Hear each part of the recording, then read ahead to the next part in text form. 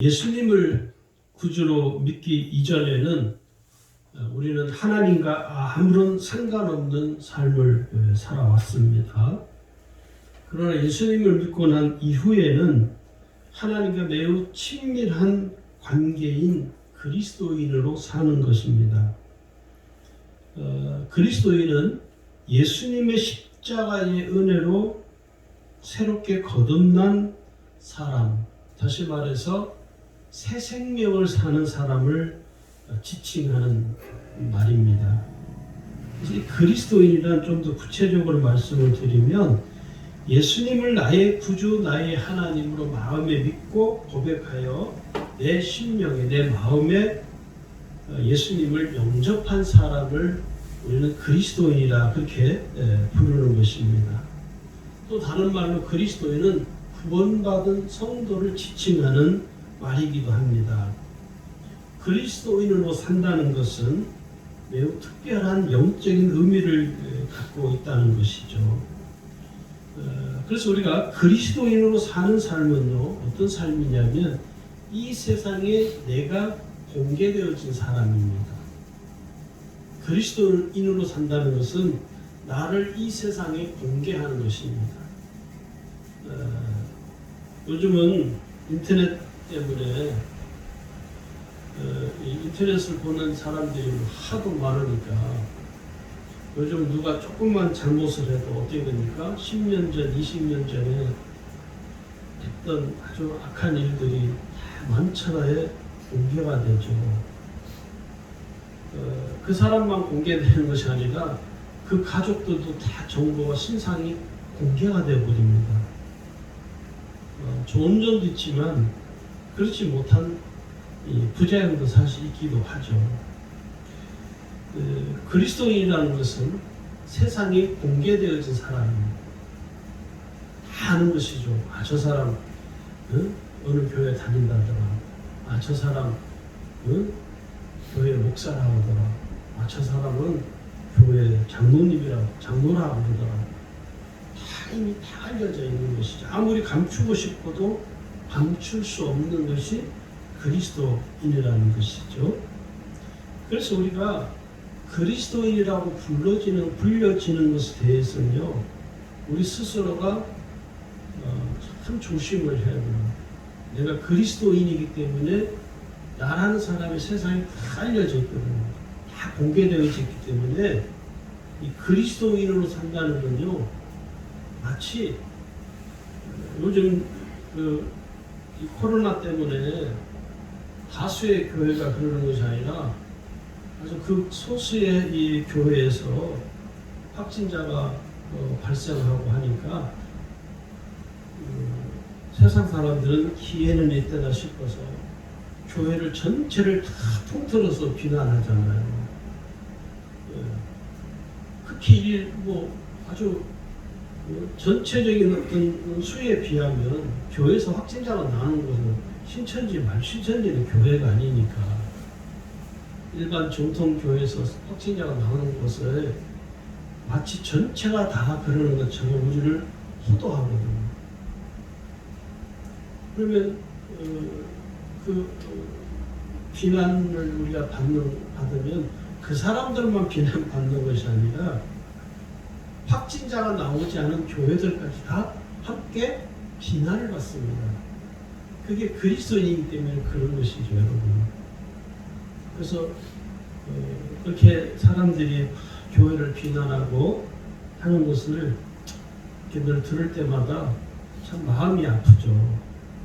그렇다고 어느 누가 확진자가 되고 싶어서 되는 경우는 없으니까요.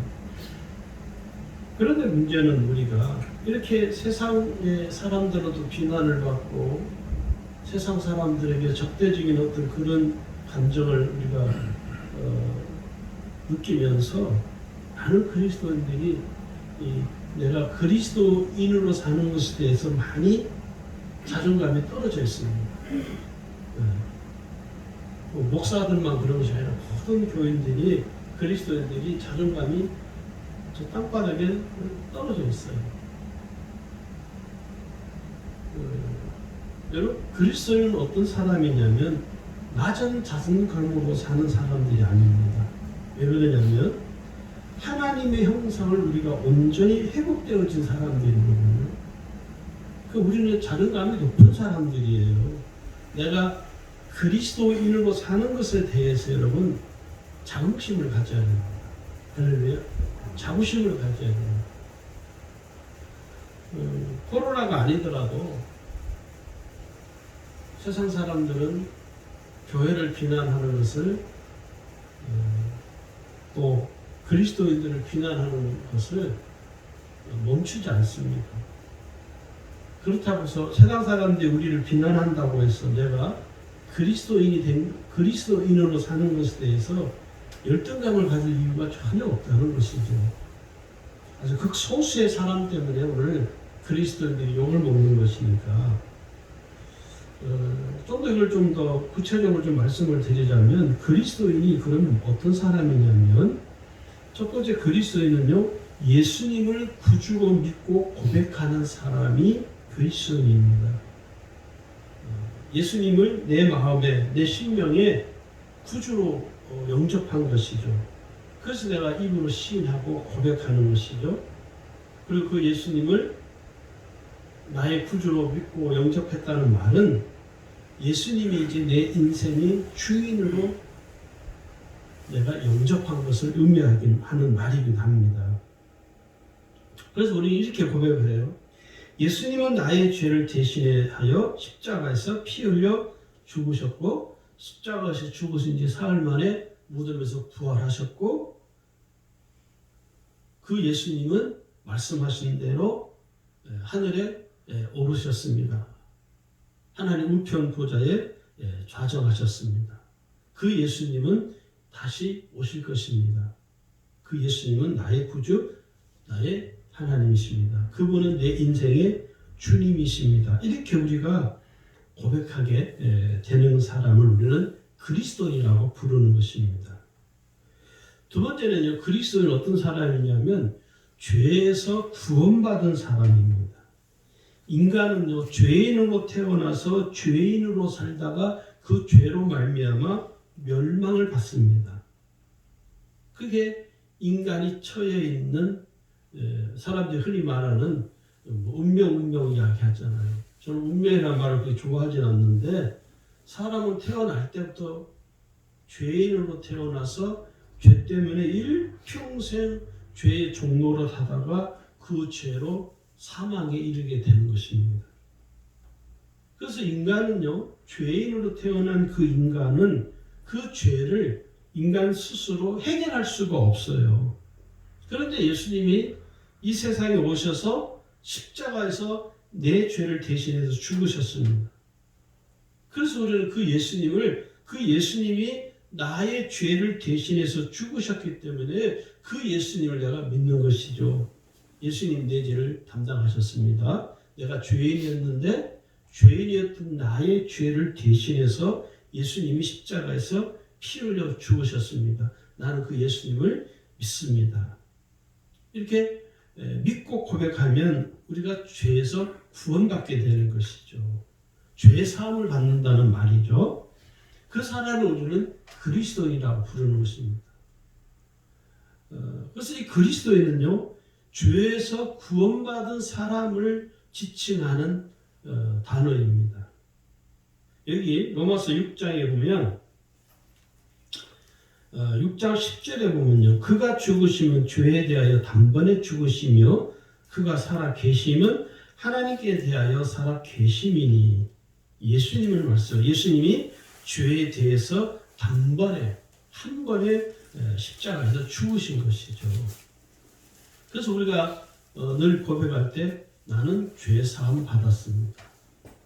그리스도인은 죄 사함 받은 사람들을 일컫는 말이라는 것이죠.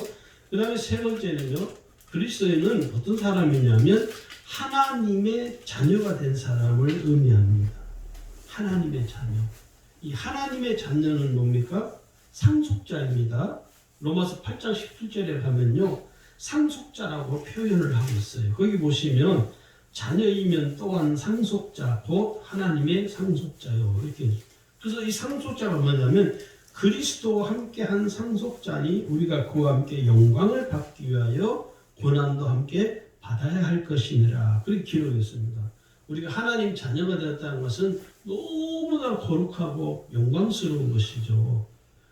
비천한 우리가 어떻게 감히 거룩하신 하나님의 자녀가 될 수 있습니까? 그 얼마나 영광스러운 것입니까? 그런데 그 하나님이 우리를 하나님의 자녀로 삼아 주셨는데 그 하나님의 자녀로 삼아 주신 은혜를 생각하면 너무너무 감사하고 너무너무 기쁘고 너무 영광스럽죠. 그래서 우리는요, 영광만을 자꾸 생각하죠. 내가 하나님의 자녀로서 누릴 수 있는 그 영광, 내가 하나님의 자녀로서 누릴 수 있는 그 축복, 은혜만을 생각하지 그 영광과 은혜와 축복 뒤에 숨겨져 있는 고난과 시련은 우리는 별로 좋아하지 않습니다. 어느 누가 고난과 시련을 좋아할 사람은 없거든요. 그런데 우리가 꼭 기억해야 할 것은 뭐냐면 이 로마서 8장 17절에 말씀하는 것처럼 하나님의 자녀로서 영광을 받기 위해서는 고난도 함께 받아야 한다라고 성경은 우리에게 가르치고 있는 것입니다. 여러분, 세상에서는요, 내가 그리스도인이라는 것에 대해서 환영하지 않습니다.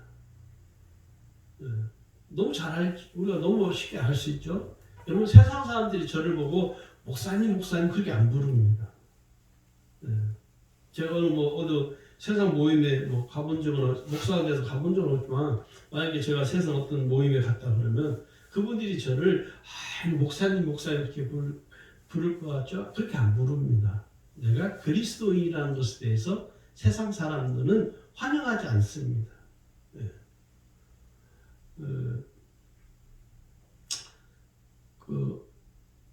테니스를 이렇게 치러 가면 그 테니스 치는 분들 중에 교회 집사님도 계시고 권사님도 계시고 장로님도 계세요. 또 아닌 예수 안 믿는 분도 많거든요. 거기 가면 참 재밌어요. 뭐가 재밌냐면 예수 안 믿는 분들이 이제 늘 자주 보니까 그분들이 아니라 우리를 늘 자주 보니까 목사인 걸 알기 때문에 목사님 이렇게 부르거든요. 근데 그분들은 목사가 뭐 하는지 잘 모르셔요. 근데 반면에 이제 다른 교회 권사님 장로님들은 아주 이렇게 같이 테니스 치면요, 목사님 저한테는 아주 깍듯이에요. 목사님, 제가 볼 때는 실수를 해도 내가 같이 치다가 실수를 해서 그러면 제가 미안하다고 그러면 목사님 잘 치셨습니다. 괜찮습니다. 그런데 예수 안 믿는 분들은 같이 치면요, 제가 좀 실수하는 게 신경이 쓰이는 거예요. 속으로 목사가 돼가지고 저것도 못 치나 이렇게 비난할까. 그래서 테니스를 칠 때 크리스찬이 아닌 분들하고는요, 치는 것이 참 조심스러워요. 근데 크리스찬인 다른 교회 다니는 집사님, 권사님, 장로님들하고 치면요, 제가 좀 실수해도 그렇게 막 미안하지만 마음에 그렇게 부담이 되진 않아요. 오히려 그분들이 목사님 괜찮다고 누구나 저도 실수하는데요. 그러면서 서로 이렇게 하거든요. 근데 세상 사람들은요, 좀 이렇게 몇 번 실수하면요, 표정이 일그러져요. 표정이 아주 안 좋아. 그것만 보더라도요, 세상 사람들은 내가 그리스도인이라는 사실에 대해서 알레르기 반응을 일으킵니다. 세상은 우리를 전혀 환영하지 않습니다. 우리 그것을 잘 깨달아야 됩니다. 그 다음에 네 번째는요, 거룩함과 정결함으로 사는 사람이 그리스도인입니다. 고린도전서 3장 16절을 보면요, 16절 17절에서는요, 이 거룩함과 정결함을 어디에 비유를 하냐면 하나님의 성전이라고 우리를 통칭을 하고 있습니다. 누구든지 하나님의 성전을 더럽히면 16절에 보면 너희가 하나님의 성전인 것과 하나님의 성령이 너희 안에 거하신 것을 알지 못하느냐. 그러면 17절 하반절에 가면요, 하나님의 성전은 너희 거룩하니 너희도 그러하니라. 또 베드로전서 1장 15절에 가면요, 오직 너희를 부르신 거룩한 자처럼 너희도 모든 행실에 거룩한 자가 되라. 그러니까 거룩한 자가 된다는 것은요, 그리스도인으로 사는 것을 말하는 것이죠. 그래서 그리스도인은요, 어디에 가든지 거룩한 행실로 살아야 됩니다. 이게 참 부담이 되죠. 어디 가서 막 하고 싶은데 내가 그리스도인이라는 사실 때문에 좀 이렇게 절제가 되는 것이죠. 제가 부산의 수영로 교회에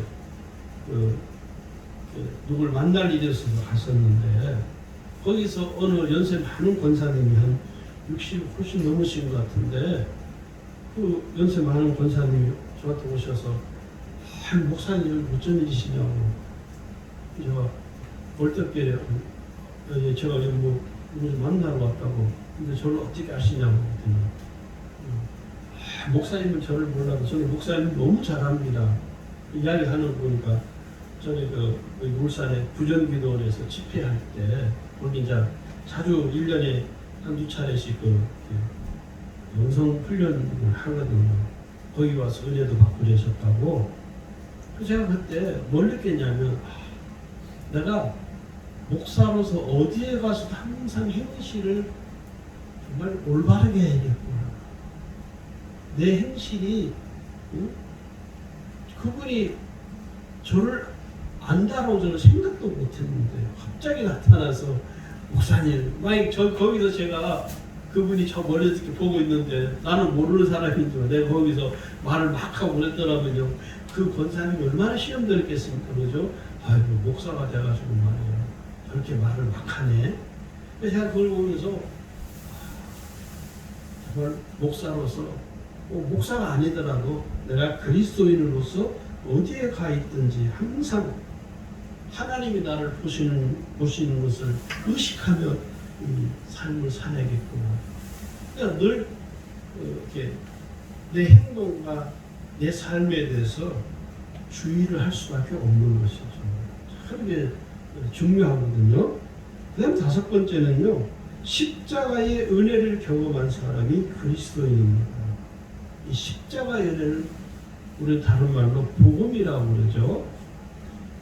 나의 옛 자아가 예수님 십자가 못 박혀 죽으실 때 나의 옛 자가 함께 십자가 못 박혀 죽었어요. 또 예수님이 다시 부활하시고 다시 살아나실 때 나도 예수 안에서 함께 새롭게 거듭난 사람으로 새 생명으로 다시 태어난 것입니다. 이게 십자가의 은혜를 경험한 사람입니다. 그래서 십자가의 은혜를 경험한 사람은요, 이전에 예수를 믿기 이전의 삶으로 돌아가지 않습니다. 예수를 믿기 이전의 습관으로 돌아가지 않는 것이죠. 예수를 믿기 이전에 죄짓고 허랑방탕하게 살던 하나님 없이 살아가던 그 삶으로 돌아가지 않는 사람이 그리스도인입니다. 그래서 오늘 우리가 그리스도인으로서 우리가 지켜야 할 삶과 신앙의 태도가 있는데 첫 번째는요. 내가 그리스도인으로서 지켜야 할 우리의 삶과 신앙의 태도가 뭐냐? 성경을 읽고 묵상하는 것입니다. 첫 번째로. 내가 그리스도인이라면 성경을 읽고 묵상해야 되는 것이죠. 이게 우리의 삶의 태도입니다. 여호수아에 하나님 말씀하시기를 뭐라고 말씀하냐면 1장 8절에 보면 여호수아 1장 8절에 보면 이 율법책을 내 입에서 떠나지 말게 하며 주야로 그것을 묵상하여 그 안에 기록된 대로 다 지켜 행하라. 그래야 하면 내 길이 평탄하게 될 것이며 내가 형통하리라. 주의 말씀을 묵상하라는 것이죠. 그래서 우리가 그리스도인으로서 하나님의 말씀이신 이 성경을 부지런히 읽고 묵상해야 돼요.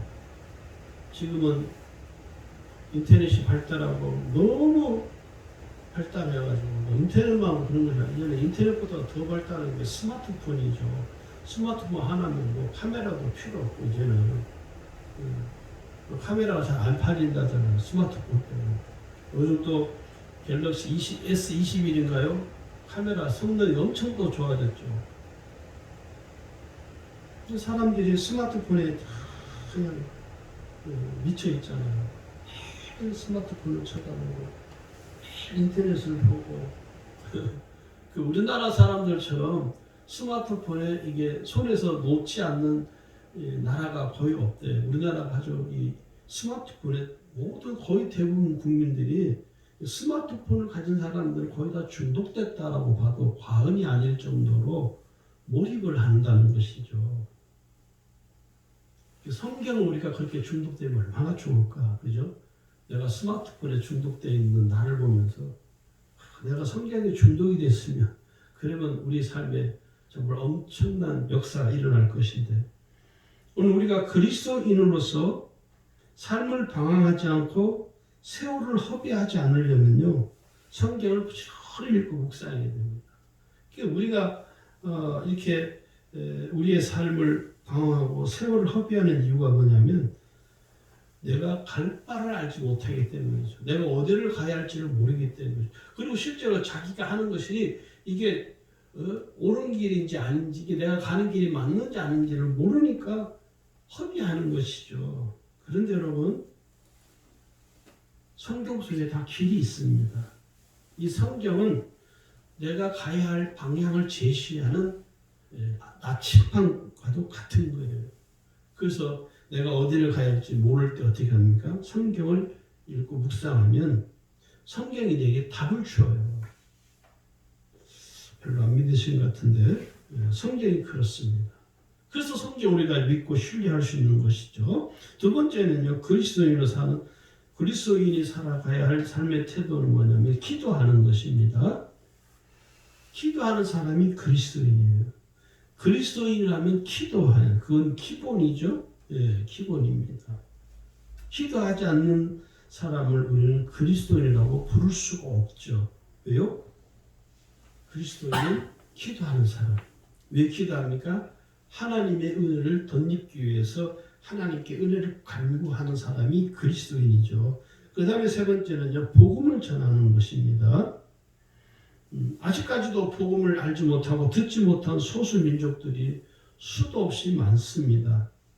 그래서 교회가 세워진 첫 번째 목적이 뭐냐면, 교회는요, 복음을 알지 못하고 듣지는 못하는 사람들에게 복음을 전하기 위해서 교회가 존재하는 것입니다. 요즘 코로나라고 온라인 예배가 드려지고 하니까 어떤 목사님이, 저는 그걸 막말이라고 생각하는데, 코로나 때문에 온라인 예배 드리는 것을 종교 개혁에 빗대어서 말씀을 하시더라고요. 정말 너무 황당하더라고요. 종교 개혁이 뭔지도 목사님이 되셔서 모르시는 거 어쩐지 교회 역사를 다시 배우셔야 될 것 같아요. 그분이. 종교 개혁이 무슨 의미인지를 내가 볼 때는 모르시는 것 같아요. 온라인 예배 드리는 것을 마치 종교 개혁과 같은 것으로 이 찬양을 하시더라고요. 그래서 제가 이 사람은 끝까지 가봐 끝이 좋아야 되겠구나, 그런 생각을 했습니다. 여러분, 교회는요, 복음을 전하기 위해서 존재하는 것입니다. 하나님께 예배를 드리는 것은 교회이죠. 예, 교회가 없는 교회 코로나라는 특별한 정말 피치 못할 상황 때문에 우리가 온라인 예배 드리고 그랬던 것이지, 무슨 온라인 예배 드리는 것이 그것이 무슨 종교교육이라고 그렇게 입에 그냥 거품 물고 이야기하는 분들은 저는 도저히 그 신앙을 이해할 수가 없어요. 정상적인 신앙으로 우리가 보기가 어렵습니다. 자, 그 다음에 네 번째는 그리스도인은요, 하나님을 사랑하는 사람들입니다. 하나님이 오늘 예수님이 우리에게 주신 첫 번째 계명이 뭐냐면 하나님을 사랑하라. 어떻게 해요? 마음을 다하고 목숨을 다하고 뜻을 다하고 힘을 다하여 사랑하라고 그러죠. 이걸 좀 더 풀어 설명하자면, 우리가 하나님을 어떻게 사랑하냐면 전심을 다해 사랑하는 것이죠. 생명을 다해서 사랑하고 주의 뜻을 따라서 사랑해야 되고 우리가 최선을 다해서 사랑해야 됩니다. 그리고 또 다섯 번째는 이웃을 사랑하는 것이죠. 이웃사랑이죠. 예수님이 주신 두 번째 계명이 이웃을 뭐라 합니까? 내 자신과 같이. 옛날 그 개혁 성경에는요, 내 몸처럼 사랑하라고 그러죠. 내 몸처럼 사랑하라. 이웃을 내 자신과 같이 내 몸처럼 사랑하는 건요, 결코 쉽지 않습니다. 우리가 사람들 이렇게 이웃을 이렇게 대할 때 누구나 똑같이 동일하게 내 몸을 사랑하듯이 내가 이웃을 사랑하는 사람이 거의 없거든요. 그게 쉽지 않거든요. 그런데 성경 우리 뭐라냐? 사랑하라는 거예요. 왜? 그게 계명이기 때문에 우리에게 주신 신앙이기 때문에 그렇다는 거예요. 그래서 우리가 이웃을 대할 때 반드시 주의할 것이 뭐냐면 첫 번째는 무례하게 대하지 말아야 된다는 것입니다. 무례하게. 오늘 교회들이 그리스도인들이 성도들이 보면 어떻게 보면 이렇게 무례하게 대할 때가 있어요.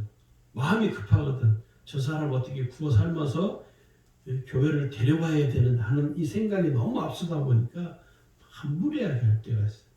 그리고 강요를 하죠. 사랑은 강요하는 게 아니죠. 자꾸 강요하고 또 말을 함부로 하잖아요. 너 예수 안 믿으면 지옥 가? 그 말 너무 함부로 하거든요. 예수 안 믿으면 지옥 간다고. 그 말이 맞지만 그 불신자가 들을 때는요, 그 말이 저주와 같은 말입니다, 사실은. 그래서 그런 말들 우리가 참 주의해야 돼요. 그리고 처음부터 막 끌고 가서 교회를 데려가려고 전도하려고 하지 말아야 됩니다. 예, 관계가 먼저 돼야 된다는 것이죠. 그래서 우리가 이웃을 대할 때 내가 그리스도를 대할 때 예수 그리스도를 대하듯이 해야 돼요. 예수님을 대하듯이 해야 된다 하는 것이죠. 그 다음에 여섯 번째는 부모를 공경해야 됩니다. 성경은 우리 분명히 말씀하는 이 부모를 공경하는 것이 몇 번째 계명인지 아십니까? 율법의 10계명 중에 5번째 계명입니다. 이거 계명이에요, 계명. 부모를 공경하는 건요, 윤리적인 도덕적인 차원의 문제가 아니라 신앙의 차원이라는 것을 우리가 꼭 알아야 돼요. 반드시 지켜야 할 게 뭐냐? 하나님께서 말씀하셨죠. 내 부모를 공경하라. 이건 신앙이에요, 신앙. 10계명 중에 5번째 계명이라는 것이죠. 요즘 이렇게 보면 어느 집에도 어떤 집에 가서 보면요, 이 자식들이 부모를 자꾸 가르치려고 해요. 정말 그거는 오만방자한 짓이죠. 부모를 자꾸 가르치려고 그래요. 요즘 자녀들이 보면. 왜냐하면 이게 자녀들이 부모들이 인터넷도 잘 못하고 스마트폰도 잘 따라가지 못하니까 부모를 막 무시하잖아요. 정말 그거는 버르장머리 없는 게 아니라 그건 정말 무례한 아주 오만방자한. 하나님께서는 분명히 우리에게 부모를 공경하라는데 부모를 공경하면 그렇게 할 수 없거든요. 그래서 우리 자녀된 자들은요, 부모를 공경하고 부모를 가르치려고 하면 안 돼요. 가르치는 건 부모가 하는 거예요. 자녀는 부모부터 배워야 되는 것이죠. 언제까지? 나이 70이 넘어도요, 부모가 부모에게 배우는 거예요. 마지막으로 세상의 소금과 빛으로 사는 것입니다. 그리스도인은 세상의 소금과 빛이 되는 것이죠. 그래서 내가 세상의 소금과 빛이 돼서 세상 사람들에게 이 소금과 빛이 된다는 건 뭐냐면 선한 영향력을 말하는 것입니다. 내가 그리스도인으로서 세상 사람들에게 선한 영향력을 끼치는 것을 의미하는 거예요. 이제 마지막으로 하나 더 있네요. 그리스도의 향기를 풍기는 것입니다. 그리스도인의 향기를 풍기는 것이 아니라 그리스도의 향기를 예수 그리스도를 풍기는 거예요. 그 말은 예수님을 드러내는 것이죠. 오늘 여기 우리가 읽은 본문 15절에 우리는 구원 받는 자들에게나 망하는 자들에게나 하나님 앞에서 그리스도의 향기니 그렇게 기록했습니다. 그래서 이 세상에서 소외되고 가난하고 병들고 고아로 살고 굶주린 자, 세상으로도 소외된 자들을 우리가 사회적인 약자들이라고 우리가 흔히 통칭해서 이야기하죠. 이 사회적인 약자들을 우리가 그들에게 그리스도 향기를 드러내야 돼요. 서울에 가면 서울역에 광장에서 교회 단체들이 이렇게 몇 개 교회가 연합을 해서 노숙자들에게 늘 아침, 점심, 저녁 이렇게 식사를 이렇게 제공을 한다고 그래요. 저도 전했던 교회에 있을 때 지금은 그 교회 그 사역을 하지 않지만 IMF가 터지고 하면서 교회에서 노숙하시는 분들한테 아침 식사를 제공했었어요. 많게는 100명 이상이 올 때도 있고. 그 교육자들이 돌아가면서 새벽기도 끝나고 아침에 이제 그분들이 식사할 때 제공하고 밥퍼서 이렇게 반찬 담아서 식판에 담아서 드리고 그랬는데 참 귀한 일이라고 저는 여기죠. 사실 우리 교회를 막 그렇게 하고 싶어도 그럴 수 있는 여력이 안 되지만 저는 그런 생각 들 때가 있어요. 교회가 큰 교회는 큰 교회로서 해야 할 일이 있고 또 작은 교회는 작은 교회로서 연합을 해서 하면 그런 일도 능히 할 수 있지 않겠나 그런 생각을 할 때가 있습니다. 어쩌든 간에 우리는 이 그리스도인으로서 저와 여러분이 그리스도의 향기를 풍기는 삶이 되기를 주의 이름으로 축원합니다.